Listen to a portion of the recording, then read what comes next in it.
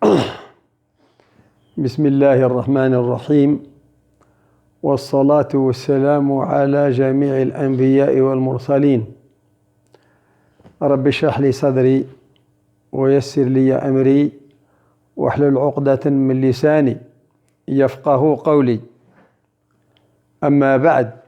Après nous être intéressés à l'ensemble des nombres rationnels, mais nous allons passer à quelque chose de plus appétissant, si j'ose dire, mais qui demande plus de soin, évidemment. Si vous voulez manger quelque chose d'appétissant, mais vous devez le préparer correctement. Et comme on dit, moi je l'ai appris en France, eh bien, il faut souffrir pour être belle. Il faut souffrir pour être belle. Donc, il faut souffrir pour être beau. Eh bien, R, c'est plus appétissant, mais ça demande plus de soin. Question que nous avons déjà évoquée. Peut-on, à partir de Q ou de N, construire R? Réponse immédiate, non. Eh bien, pourquoi? Pourquoi non? Eh bien, parce qu'en appliquant les procédés précédents, bien, on arrive à Q. Si plus et moins, plus et multiplication, ça va vous donner Q à la rigueur. Mais il n'y aura pas de réel. Question, mais pourquoi allons-nous nous intéresser à cette nouvelle créature qui est R? Eh bien, parce que, 1. Le pi qu'on nous a appris au primaire, mais il n'appartient pas à Q. C'est un incontournable. Sachez que c'est un incontournable. Vous êtes obligé de savoir prouver que le pi n'appartient pas à Q. Faites ce que vous voulez, mais bon, faites ce que vous voulez. Il faut obligatoirement montrer que pi n'appartient pas à Q. C'est très, très, très formateur. 3 fois, c'est très formateur. Et on va montrer plus que ce pi non seulement n'appartient pas à Q, mais il est beaucoup plus... C'est un monde à lui tout seul.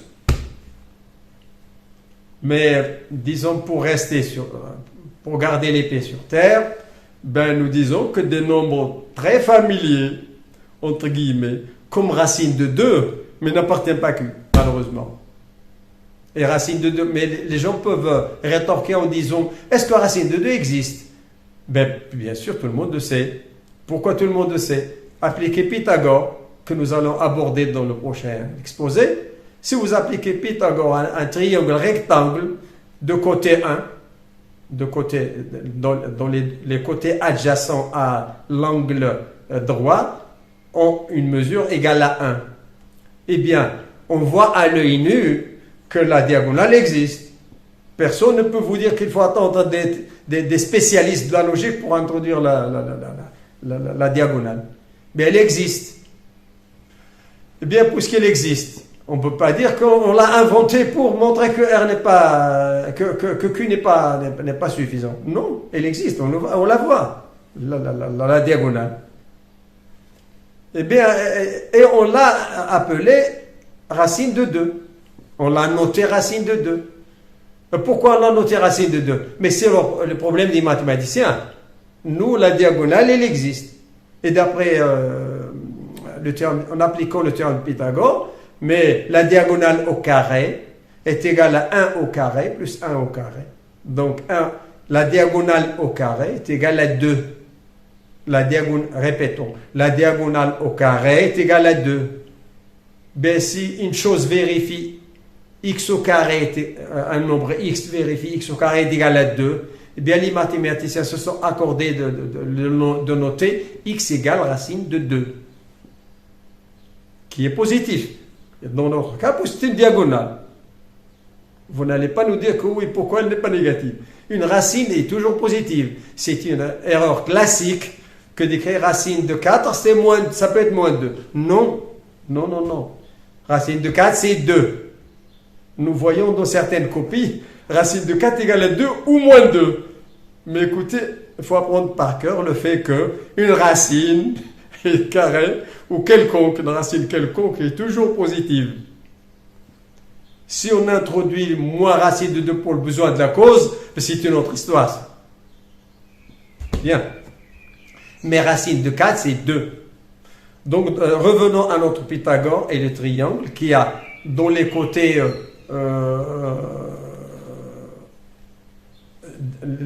de l'angle droit sont, on pour mesure 1 et 1, mais on constate en appliquant Pythagore que 1 au carré plus 1 au carré, c'est le carré de la diagonale. Donc, la diagonale au carré égale à 2. Et avec notre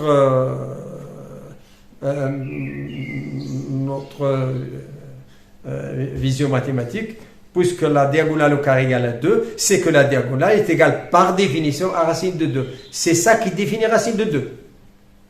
Question naturelle, cet individu qui existe, on le voit, n'est-il pas par hasard dans Q? Bien, c'est élémentaire, racine de 2 n'appartient pas à Q.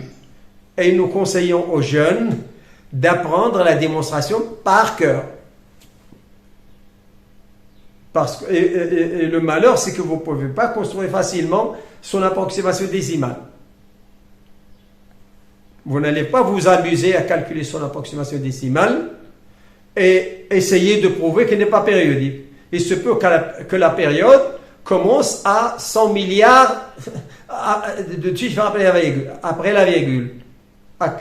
Au point que vous ne pouvez pas prouver en effectuant, même avec les machines les plus sophistiquées. Parce qu'une machine, si sophistiquée soit-elle, elle a une certaine capacité, donc elle ne peut pas aller au-delà de la capacité de sa mémoire. Donc il faut avoir de disposer d'ingrédients théoriques qui permet de prouver qu'un racine de 2 n'est pas donc Q. Mais il y a une question qui peut être intéressante, mais nous allons l'évoquer plus tard. Revenons à racine de 2. Pourquoi il n'est pas donc Q? Attention, ceci doit être appris par cœur, démonstration comprise. Eh bien, supposons que racine de 2 soit dans P s'écrit, soit dans Q. Donc, ceci, ça doit faire partie de la culture générale. Je le répète très rapidement, donc les détails ils se trouvent partout. La racine de 2 égale P sur Q, P premier avec Q. S'il n'est pas premier, je le prends premier avec Q. Eh bien, ça veut dire que 2P carré est égal à 2Q carré. Donc, P divise, donc 2 divise P, 2 divise Q pour les mêmes raisons. Donc, P et Q ne sont pas premiers entre eux. Ce qui est absurde, parce qu'on a supposé qu'ils sont premiers entre eux. Ce qui prouve que racine 2 n'est certainement pas donc. Ah, donc on a trouvé une créature qui n'est pas donc Q. Donc, notre pauvre Q n'est pas suffisant. Ben, question. Mais il se peut qu'il n'y ait à l'extérieur de Q que la racine de 2. Mais attention, racine de 3 aussi. Racine de 5. Racine de 7. Toutes les racines cubiques de 100 036. Aucune de ces n'est dans Q. À moins que ce qui se trouve sous le radical soit un carré. Parfait. Par exemple, la racine de 4, c'est 2. Et elle est dans Q. Mais la racine de la plupart des racines cubiques, racines carrées, racines cinquièmes, de tous les entiers pratiquement, attention, ne sont pas dans Q. Donc déjà Q, bien qu'il soit très beau, n'est pas vraiment satisfaisant dans les calculs. On a dit qu'il ne contient pas racine de 2, ne contient aucune racine, pratiquement, sauf les racines de nombres carrés parfaits. 2. Le fameux pi, attention, auquel nous vous demandons d'accorder un intérêt particulier. On m'a appris, j'ai appris, que au Japon, par exemple, je suppose que je dis pas de bêtises, il y a toute une faculté, il y a tout un département qui ne travaille que sur pi. Je ne sais pas si je me trompe. Ben, vérifiez. Autrement dit, ce pi, c'est un monde à lui tout seul. Question, est-il dans Q? Eh bien, il n'est pas dans Q. Et vous devez savoir qu'il n'est pas dans Q. Et vous devez prouver qu'il n'est pas dans Q. Et vous devez essayer de cerner la personnalité de ce personnage un peu mystérieux. Donc, le pi n'est pas dans Q. Il y a aussi un nombre E, bien connu. Si vous ne le connaissez pas, bon, vous l'admettez avec moi. E, il intervient partout, aussi bien en mathématiques qu'en physique.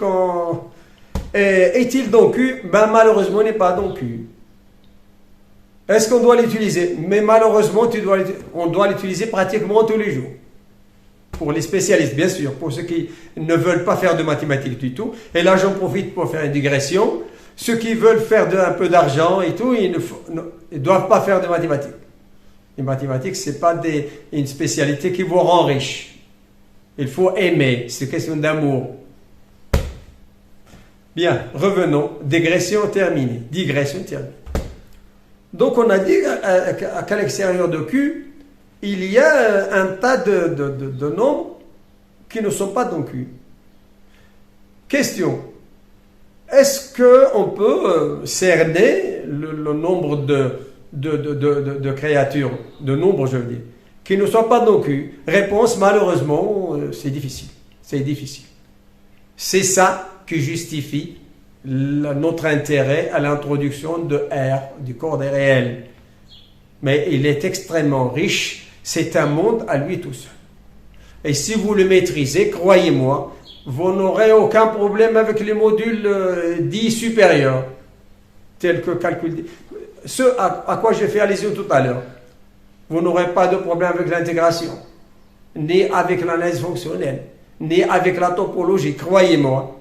Et en tout cas, tant que je suis vivant, on communique ensemble. Et je vais vous prouver que c'est le cas.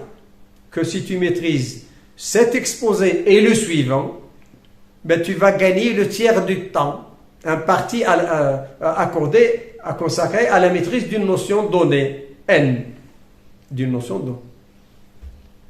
Cela dit, eh bien, c'est quoi comment construire R? Quels sont les procédés les plus connus? Il y a 3 procédés, à ma connaissance. Il se peut qu'il y en ait d'autres. Mais à ma connaissance, il y a 3. Il y a la fameuse théorie des coupures, que je n'ai jamais aimée. Ça veut pas dire qu'elle est mauvaise. Attention. Comme on dit, la question d'amour ne se démontre pas. Ou tu aimes ou tu n'aimes pas. Si tu aimes une chose, elle est facile pour toi. Comme je l'ai dit à l'introduction, tu n'aimes pas une chose, elle est difficile pour toi. Ben, cela étant, donc on parlait des réels. Eh bien, la première, c'est la théorie des coupures. La deuxième, elle est basée sur l'introduction de la notion de suite de Cauchy. Cauchy, qui est un excellent mathématicien, que vous le connaissez. Si vous ne connaissez pas, essayez de le découvrir. Ben, a introduit en mathématiques la notion de suite, qui porte son nom. Mais il a mis dans sa sac toutes les suites de Cauchy. Il a introduit une relation d'équivalence, comme on l'a fait nous dans la construction de Z à partir de N. Et il a prouvé que ça va donner un ensemble qu'il a appelé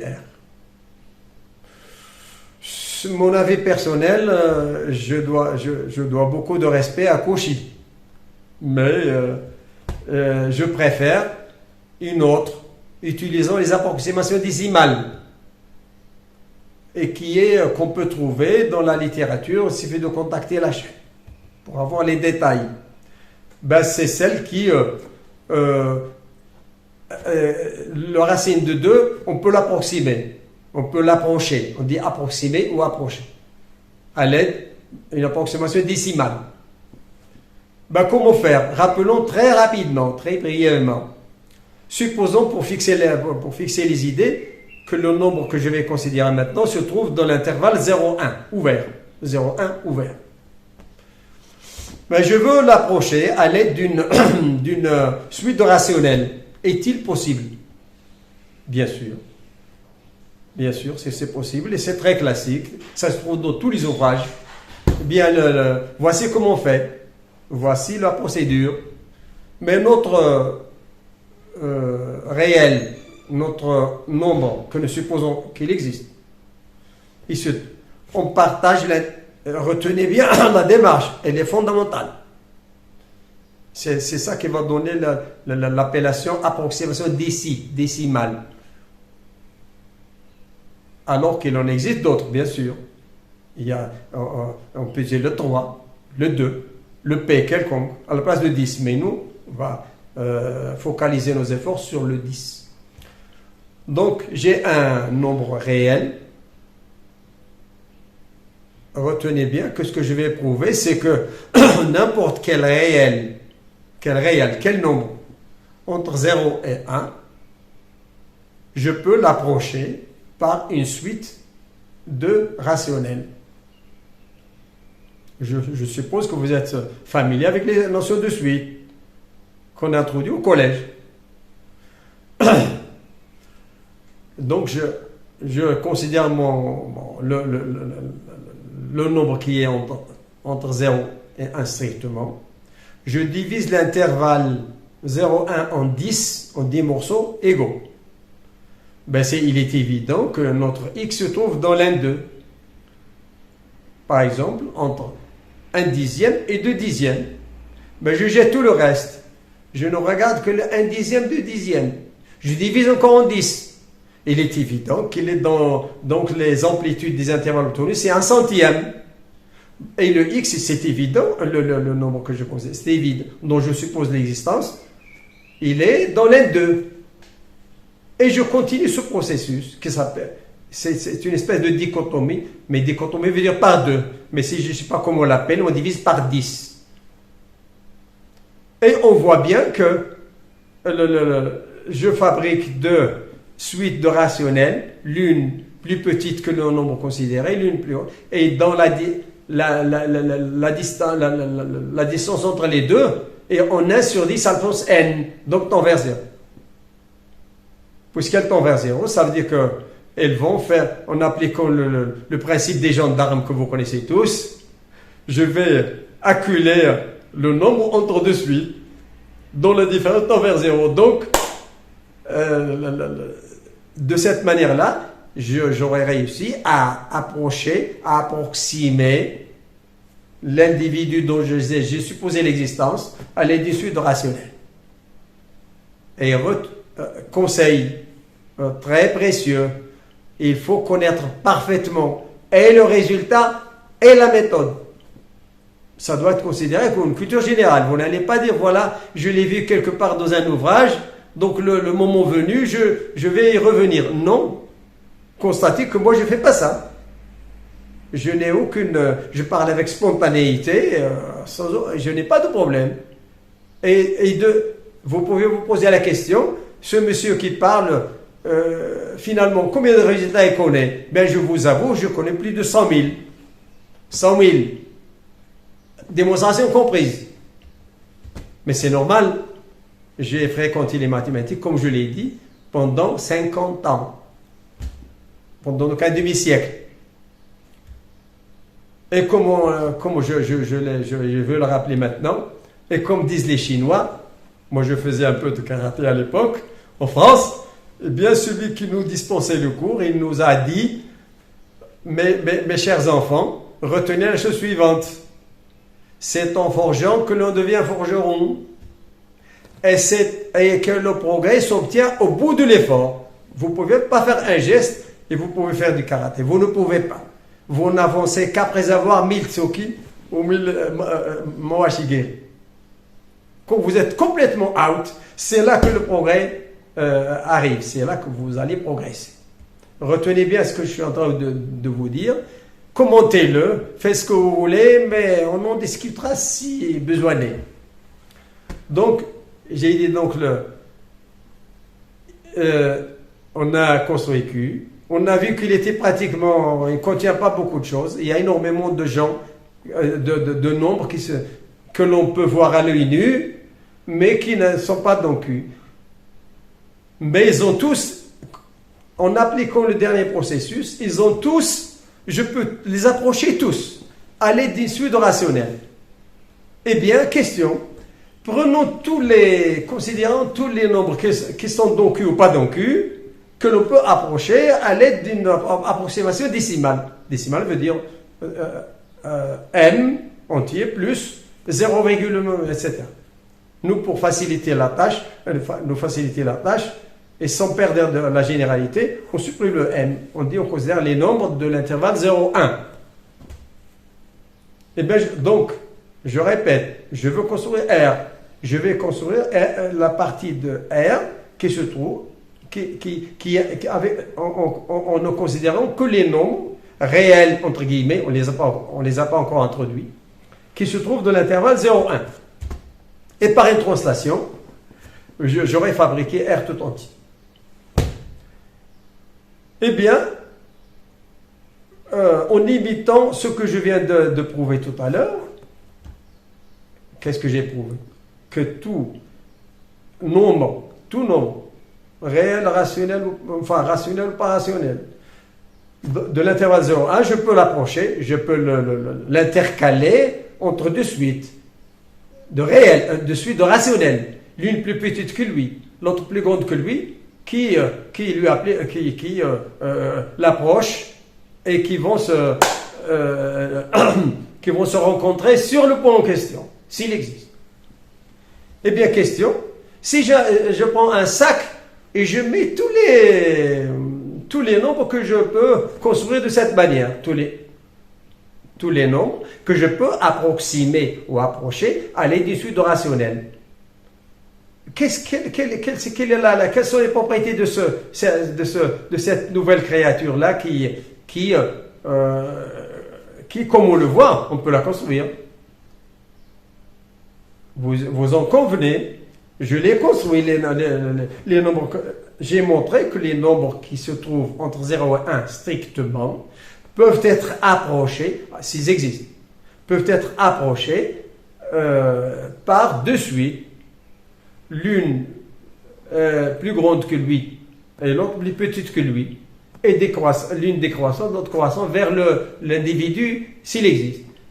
Donc dans le sac, je mets tous les gens qu'on peut approcher par des suites de rationnels. Et j'appelle ceci R. Est-ce que j'appelle ce sac-là, dans lequel j'ai mis tout ce que je viens de dire, tout ce que je viens de définir, est-ce que ce sac-là, il contient racine de 2? La première question, est-ce qu'il contient pi? Est-ce qu'il contient E? Est-ce qu'il contient racine cinquième de 10? Réponse immédiate. Voici la réponse. Il faut la retenir et retenir la démonstration. Voici conseil aux jeunes pour qu'il n'ait pas de problème dans les mathématiques dites supérieures. Bien. Qu'est-ce que j'étais en train de raconter? J'ai construit un sac dans lequel il y a tous les nombres approchables, si j'ose dire, par des suites de rationnels. Et je vais appeler ce sac, je vais l'appeler cordée réelle. Qu'est-ce qu'il a de particulier? Est-ce qu'il contient racine de 2? Eh bien là, il y a un procédé bien connu, ça existe depuis une centaine d'années ou même plus, je ne sais pas, je ne me rappelle plus. Eh bien, en appliquant une technique bien connue, on appelle les suites de Héron. Les suites de Héron, H-E-R-O-N. Que dit c'est en utilisant ça par exemple que l'on construit la suite en question. Ou on utilise ce qu'on a donné tout à l'heure. Racine de 2, on peut le trouver là. On peut diviser l'intervalle. Racine de 2 sur 2 par exemple. Il est dans 0, 1. On subdivise en 10 comme on a fait tout à l'heure. Et on approche racine de 2 sur 2. Et ce qu'on obtient, racine de 2 égale 2 fois ce qu'on obtient. Donc, le processus est très facile. Conseil, le retenir par cœur et savoir la démonstration par cœur, sans aucune référence à aucune référence bibliographique. On vient donc de prouver que racine de 2 appartient bien dans le sac que l'on a construit tout à l'heure. Est-ce que pi est dans le sac? Eh bien, pi est entre 3 et 4. On le sait. On le sait. Si on ne le sait pas, on suppose qu'on le sait. Eh bien, puisqu'il est entre 3 et 4, il y a un processus bien connu, introduit par Héron, c'est les suites de Héron, H-E-R-O-N, alors que ce n'est pas nécessaire. La procédure décimale est suffisante. Bien, revenez à Héron. Qu'est-ce qu'il dit, Héron? Il dit que si tu as 4 nombres, A sur B inférieur ou égal à C sur D, fraction, positif. Alors, si tu ajoutes les numérateurs entre eux et les dénominateurs entre eux, et tu fabriques une nouvelle fraction, c'est A sur A plus C sur B plus D, eh bien elle est toujours entre les deux. Donc je répète, A sur B inférieur ou égal à C sur D, ça implique A sur B est inférieur ou égal à A plus C sur B plus D, inférieur ou égal à C sur D. Sinon, vous pouvez, ça c'est en rendant hommage à Héron, mais on peut appliquer tout simplement une dichotomie. Attends, dichotomie veut dire diviser en 2 parties égales. C'est ça la dichotomie. Elle est très, très, très importante dans la pratique. Donc vous retenez pourquoi j'ai cité Héron, mais pour rendre hommage à Héron. Parce qu'on peut éviter Et il se peut que l'approche de Héron arrive plus vite à l'approximation désirée pour approcher dans l'approximation du nombre par une suite de rationnels. Donc, on a dit, donc racine de 2, on peut l'approcher. Puis, on peut l'approcher de cette façon-là. Parce qu'il est compris 3 et 4. Mais 3, on l'écrit 3 est égal à 3 sur 1. 4, c'est 4 sur 1. Donc, pi est compris 3 sur 1 et 4 sur 1. Et on parle des dichotomies. Que le pi est entre, par exemple, le 3 plus 4, 7 sur 2. Donc, 3,5. Donc, au lieu de 3, nous avons 3,5. Nous avons avancé vers pi. Et de cette façon-là, c'est ce qu'a fait Héron. De façon-là, on peut fabriquer une suite qui converge qui tend vers pi. Donc, pi aussi est dans le sac.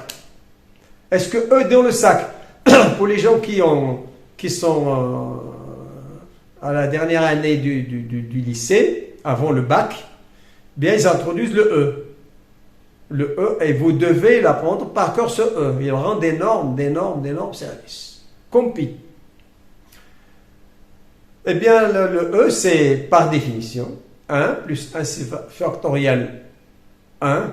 Attention, 1 sur factoriel 0 plus 1 sur factoriel 1. Factoriel 0 égale à 1. Plus 1 sur factoriel 2. Plus 1 sur factoriel 3. Plus 1 sur factoriel n. C'est ça le UN. La suite UN. C'est ça la suite UN. Bien, on montre facilement qu'elle converge vers quelque chose dans R. Et c'est ça l'importance de R. Mais notons au passage que les UN sont tous dans Q. Malheureusement, la limite n'est pas dans Q. Question, prouvez-le, c'est incontournable. Je dis, attention, pas incontournable, j'entends. Vous devez connaître et le résultat et sa démonstration, sans aucune référence à aucun ouvrage. Donc, le E, bien que tu n'as que des rationnels, les UN sont tous rationnels, mais la limite n'est pas rationnelle. On suppose que vous le savez. Si vous ne le savez pas, vous le faites. Donc, E n'est pas dans. Il est dans le sac. Pi est dans le sac. Racine de dans le sac. Racine cubique de dans le sac. Racine de 3, on montre facilement qu'elle est dans le sac. Toutes les racines énièmes sont dans le sac, etc. Donc, ce sac, il est vraiment extraordinaire. Il contient tous les éléments de Q et un tas d'autres personnes. Un tas d'autres nombres. Eh bien, c'est ce sac qui s'appelle R. Question, et je vais essayer de finir là-dessus, cet exposé. Quelles sont les propriétés de ce sac qu'on vient d'introduire et que nous avons intitulé R, grand R, qu'on appelle l'ensemble des réels? Ben, il dispose Voilà, il possède des propriétés remarquables. Quelles sont les propriétés remarquables? Eh bien, toutes les suites rationnelles sont dedans.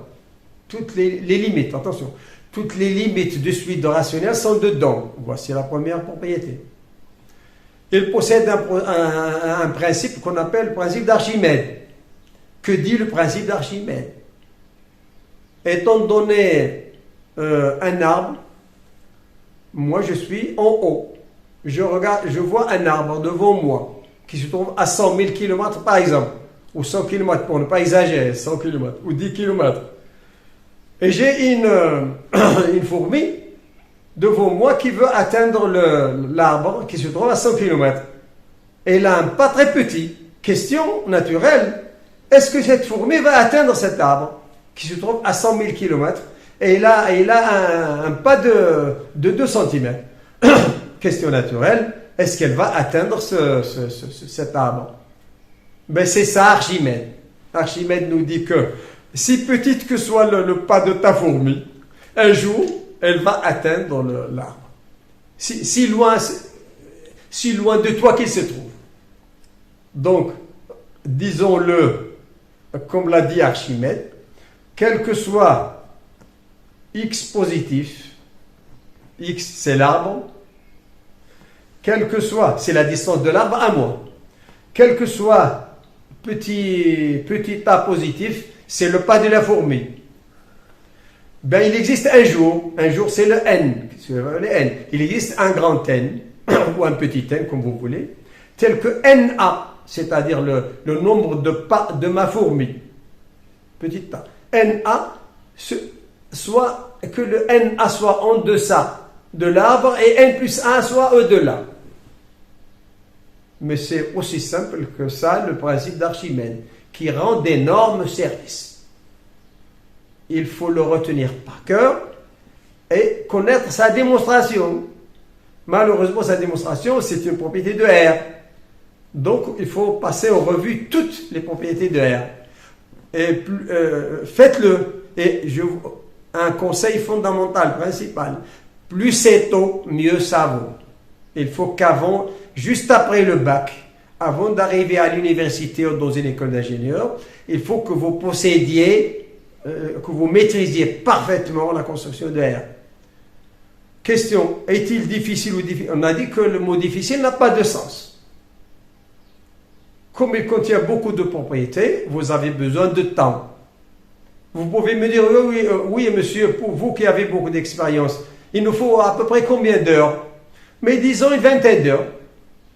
Disons une vingtaine d'heures seront suffisantes pour maîtriser R. Est-ce que vous allez faire connaissance avec R parfaitement? Non, il n'y a pas de perfection. La perfection, indallah. La perfection se trouve indallah. Il n'y a pas de perfection dans la vie.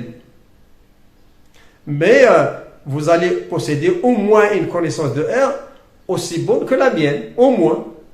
Et moi, je connais pratiquement R, pratiquement par cœur. Donc, on a dit, donc R, il possède la propriété le fait que toutes les approximations, les limites d'approximation sont dans R. 2, il possède le principe d'Archimède. 3, il possède une chose fondamentale, tout de suite de Cauchy. Réviser ce mot, réviser cette définition. Et convergente dans R. Alors que c'était pas vrai dans Q. Le UN qui convergeait vers E, eh bien E n'est pas dans Q, et tous les éléments tous les UN sont dans Q. Donc Q n'était pas suffisant. Parce que le UN tend vers quelque chose, on le voit à l'œil nu, mais bon, le quelque chose n'est pas dans Q.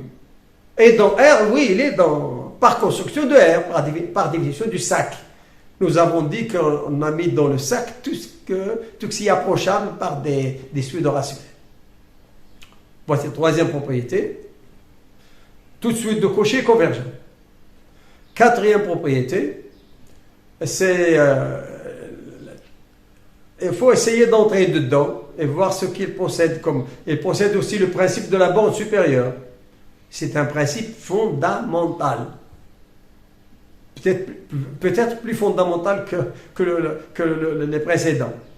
qu'est-ce qu'il dit, ce principe? Toute partie de R qui est majorée admet ce qu'on appelle une borne supérieure. Et ça, il faut peut-être lui consacrer un exposé à part. Et toute partie bornée admet une borne supérieure et une borne inférieure. Et il faut ça, si besoin est, on lui consacrera un exposé en entier. Donc voici cinquième propriété. La sixième propriété, essayons d'entrer dans et je vais finir là-dessus, d'entrer un peu à l'intérieur de R. Quels sont les individus qui se trouvent dans R? Mais il y a les racines de 2, racine troisième de 5, racine cinquième de 10. Et ça, c'est les plus sympathiques dans R. Sympathique dans quel sens? Mais racine de 2 est un nombre sympathique. Pourquoi? Parce que racine de 2 au carré égale à 2. Donc, si vous considérez le polynôme x au carré moins 2, et si vous remplacez x par 2, vous trouvez 0. Donc, racine de 2 annule un polynôme à coefficient dans Z. Quel est ce polynôme? C'est x au carré moins 2. Les coefficients sont 1 et moins 2. Donc, je répète, racine de 2, c'est un être sympathique dans R. Pourquoi sympathique? Parce qu'on peut le côtoyer dans le sens suivant. Il annule un polynôme à coefficient dans Z. Question. Est-ce que racine cubique de 3 aussi? Bien sûr. Il annule x au cube moins 3. Racine cinquième de 10. Mais il annule x à la puissance 10 moins x à la puissance 5 moins 10. Mais c'est bien beau, mais est-ce que pi ne vérifie pas ça? Eh bien, proposition importante, attention, vous devez y faire attention. Pi, c'est un être bizarre. Il n'annule aucun polynôme en coefficient entier. Du coup, mais il n'a pas de lien de parenté avec les racines. Nous aurions aimé ne trouver dans le sac que des gens qui ressemblent à racine de 2. Mais les racines de 2, c'est des êtres très beaux et faciles. Le côtoiement est facile. Mais côtoyer pi, mais croyez-moi que c'est une tâche ardue. Donc, conseil, vous devez montrer que pi n'appartient pas à q. C'est incontournable. Vous devez le faire. Je répète, vous devez le faire. Avant l'accès à l'université, aux écoles d'ingénieurs. Vous devez le faire. Deuxième propriété de pi, il n'annule aucun polynôme. N'essayez pas, essayez de le faire. Mais c'est démontré dans la littérature que pi n'annule aucun polynôme à coefficient dans Z. Question. D'où, de ceci, je tire la chose suivante. Les mathématiciens introduisent deux définitions. Un nombre qui annule un polynôme à coefficient dans Z s'appelle des nombres algébriques. Attention, faites attention à cette appellation. C'est des choses incontournables. Donc, je répète, un nombre qui annule un polynôme à coefficient entier, on dit qu'il est algébrique. S'il ne fait pas ça, on dit qu'il est transcendant. D'ailleurs, j'aimais une surprise au sujet du mot transcendant. Je ne sais pas si c'est Allah qui l'a envoyé, c'est pourquoi il s'appelle transcendant, mais là je n'entre pas dans les détails. Le mot transcendant voulant dire ce qu'il veut dire. Ça veut dire qu'il est peut-être au-dessus de l'extraordinaire. Bien sûr que moi je ne partage pas ses opinions évidemment. Comme je l'ai dit au départ, tout est une question de volonté, de travail, de persévérance, point. C'est tout. Mais, donc, je répète, un nombre est dit algébrique si et seulement si il annule un polynôme à coefficient entier. Entier dans Z. Et un nombre qui ne vérifie pas ça est dit transcendant. Les nombres transcendants posent d'énormes problèmes. Ont posé et posent encore d'énormes problèmes. Je vais essayer de finir là-dessus. Eh bien, vous devez montrer que pi n'est pas rationnel. Vous devez savoir, démonstration comprise, que pi n'est pas donc Q, que pi n'est pas algébrique. Et le E n'est pas algébrique non plus. Le ln de 2 n'est pas algébrique non plus. Le ln de 3 n'est pas algébrique non plus. L'exponentielle de E à la puissance racine de 3 n'est pas algébrique non plus. E au carré n'est pas algébrique non plus. Question, comment moi j'ai découvert ça? Est-ce que c'est parce que je suis intelligent? Non, non, non, non, parce que j'ai lu des articles récents qui datent depuis même pas 40 ans. Je vais vous les communiquer maintenant, j'arrête là-dessus. Et je m'arrête là-dessus. Bien, pour traiter de ces problèmes de transcendance, d'algébricité, eh bien, vous devez suivre ce que des mathématiciens ont fait dernièrement avec Schneider, avec Gelfond, avec Hermite, avec Lindemann, et les recherches datent de à peine 40 ans. Donc, elles ne sont pas vieilles. Et l'approche, est-ce que la lecture de ces articles est facile? Le mot facile n'a pas de sens, on l'a déjà dit. Et croyez-moi, derrière toute une idée, toute une théorie, il y a en général une ou deux idées. Tout le reste, c'est l'échafaudage, est construit sur la base de ces deux idées.